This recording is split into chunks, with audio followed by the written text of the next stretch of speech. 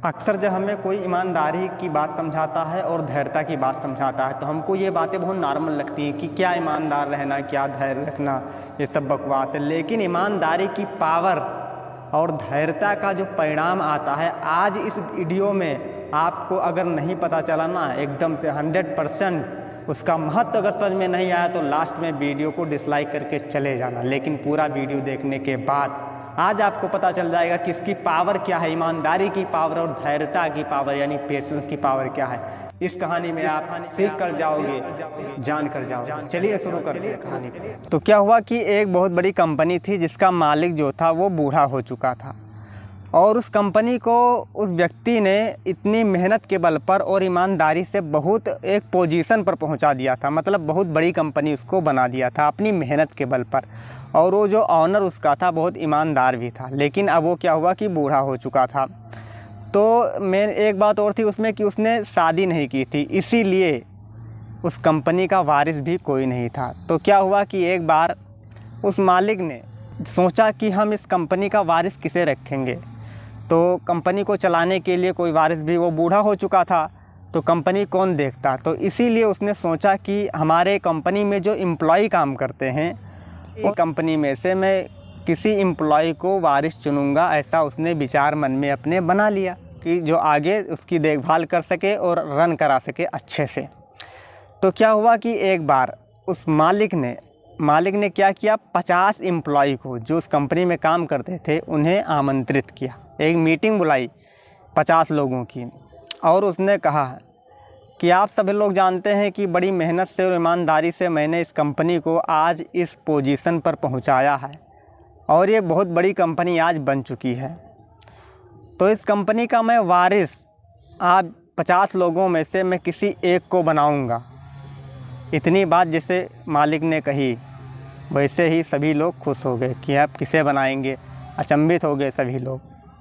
मालिक ने कहा कि आप लोगों में से मैं किसे चुनूंगा इसकी एक शर्त होगी। उस कंपनी के ऑनर ने कहा मैं आप लोगों को एक पौधे का बीज दूंगा और उस बीज को आप सबको ले जाना है और अपने गमले में या ख़रीद कर उस गमले में उसको लगाना है और उसको पानी देना है, खाद देना है, उसको बड़ा करना है।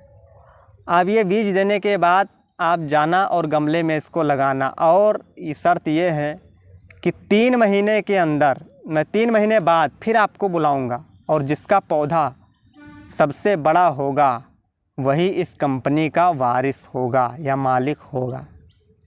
आप सभी लोग खुश हुए और सभी ने उसको उस सीड्स को लेकर चल दिए और गमला ख़रीदा और उसमें सबने लगाया और पानी देना शुरू किया। अब सभी लोग इंतज़ार करते हैं कि कब बड़ा होगा और जब भी कंपनी में आते हैं तो एक दूसरे से बातें करते हैं कि तुम्हारा पौधा कितना बड़ा हुआ, मेरा पौधा इतना बड़ा हो गया। और उसी कर्मचारी में जितने भी कर्मचारी थे उसमें एक विजय नाम का कर्मचारी भी था जो चुप रहता था और आता था, बातें सुनता था। वो अपनी बातें जाकर घर पर कहता था, अपनी पत्नी से कहता था। उसने भी लगाया लेकिन उसका जो गमले में उसने बीज को डाला था उसका बीज ना तो बड़ा हो रहा था ना अंकुरित हो रहा था। तो बड़ा परेशान हो गया कि मेरा बीज लगता है सड़ गया है, ना तो ये बढ़ रहा है ना बड़ा हो रहा है। वह अपने आप को कोसता था। तब उसकी पत्नी ने उसे समझाते हुए कहा कि जो काम तुमको सौंपा गया है उसको आप ईमानदारी से करते रहें और बाकी ईश्वर पर आप छोड़ दीजिए, वो जो करता है वो अच्छा ही करता है। विजय भी उदास मन से अपना काम ईमानदारी से करता रहा। क्या हुआ फिर जब समय पूरा हुआ 3 महीने का, तब मालिक ने उन सभी कर्मचारियों को बुलाया कि आप अपने गमले को लेकर यहाँ पर आएँ। सभी लोगों ने गमले लेकर अपना पहुँचे वहाँ पर। सभी लोग बैठे जाकर वहाँ पर। तो कंपनी के मालिक जो था वो आया और सबका देखने लगा, गमला देखने लगा और कहा आप सभी ने बहुत मेहनत की है, 3 महीने तक लगातार मेहनत की है, पौधों को पानी दिया, उनकी सेवा की और इतना बढ़िया से आपने किया है। सबके पौधे बढ़िया हैं, बड़े बड़े हो गए हैं। तब आगे बढ़ता है कंपनी का मालिक और विजय के पास पहुंचता है। तो विजय से पूछता तुम्हारा पौधा कहाँ है, तुम्हारे गमले में तो पौधा ही नहीं। तो विजय का सिर जो है शर्मिंदा होकर उसका सिर झुक जाता है और सभी लोग उस पर हंसने लगते हैं। तब फाइनली में जो है ऑनर कंपनी का कहता है कि आप सभी ने मेहनत की, पौधों को पानी दिया और उनको बड़ा किया, बहुत बढ़िया से आप सजाकर इसको लाए हैं। लेकिन अब फाइनली मैं डिसीजन लेने जा रहा हूँ किस कंपनी का ऑनर किसको चुनना है। तो अब चुनने की बारी आती है, सभी कर्मचारी में उत्सुकता और बढ़ जाती है। फाइनली में वो मालिक, वो ऑनर कंपनी का कहता है कि विजेता जो है वो है विजय। सभी लोग आश्चर्यचकित हो गए कि विजय, और उसकी तरफ देखने लगे, उसके गमले की तरफ देखने लगे कि विजय कैसे हो सकता है। उसके गमले में तो बीज आया ही नहीं, बीज था मतलब वो बड़ा हुआ ही नहीं।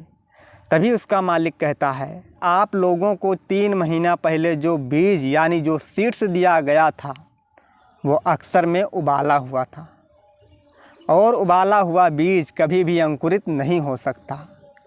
आप लोगों ने समझा कि मेरा ही बीज सड़ गया है, लेकिन अक्सर में वो उबाला हुआ बीज था, उबाला हुआ सीड्स था, इसलिए अंकुरित वो नहीं हो सकता है। इसलिए आप लोगों ने चतुराई की और मार्केट से नए सीड्स को लाकर अपने गमले में बिठा दिया और उसको पानी दी और उसको बड़ा कर दिया। ये चतुराई आप लोगों ने किया। लेकिन वहीं पर विजय ने कोई सीड्स नहीं लाया, जो मैंने दिया था उसी को ईमानदारी से बेचारा खाद डालता रहा, पानी डालता रहा और अपनी मेहनत से लगातार लगा रहा। इसीलिए उसकी ईमानदारी की वजह से आज मैं घोषणा करता हूं कि इस कंपनी का वारिस विजय ही हो। तो विजय को उस कंपनी का मालिक बना दिया गया। ये होता है ईमानदारी का और धैर्यता का फल होता है। जो जीवन चल रहा होता है, उस परिस्थितियां आती हैं जब हम कोई लक्ष्य पर काम कर रहे होते हैं प्लानिंग के साथ, तो उसमें भी कई बार हमें बहुत धैर्य रखना पड़ता है, ईमानदारी से काम करना पड़ता है। बहुत लोग नहीं रोक पाते हैं, अपने आप को धैर्य नहीं रख पाते हैं, इसलिए वो असफल हो जाते हैं। तो जैसे ही विजय को कंपनी का वारिस बनाया गया और कर्मचारियों की आंखें झुक गईं और विजय को अपनी ईमानदारी का और धैर्य का फल जो है मिल गया। आपने थंबनेल पर क्लिक किया था कि power of honesty and result of patience. इसका परिणाम आपके सामने है। आपको किसी से पूछने की आवश्यकता नहीं है कि ईमानदारी से क्या होता है, धैर्य से क्या होता है। इससे क्या होता है मैं फिर बता रहा हूँ शॉर्ट में, कि एक कर्मचारी से लेकर राजा बन गया, यानी उस कंपनी का मालिक बना दिया गया। ये होता है। भले हमें दिखाई ना दे ईमानदारी, धैर्य हमें दिखाई ना दे, पर वो इतना बड़ा रिजल्ट होता है सर ना, बहुत बड़ा रिजल्ट हो जाता है।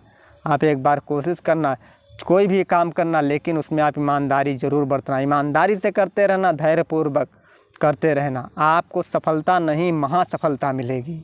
आप इस कहानी से सीख गए होंगे। अगर मैंने जो शुरू में कहा था कि अगर आप इससे कुछ सीखे हों, नहीं अगर आपको कुछ समझ में आया तो डिसलाइक करके जाना। अब आप जानते हैं कि आपको क्या करना है।